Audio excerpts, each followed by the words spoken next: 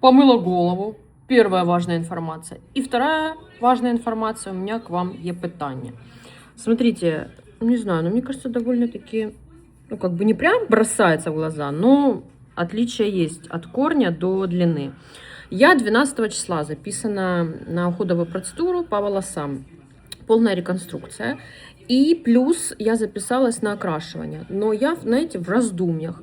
Краситься мне или нет. Длину как бы мы эмульгируем, то есть не прокрашиваем вот так вот кисточкой, не вбиваем этот, прям не запаиваем этот цвет, а просто поверхностно, как облачко, знаете.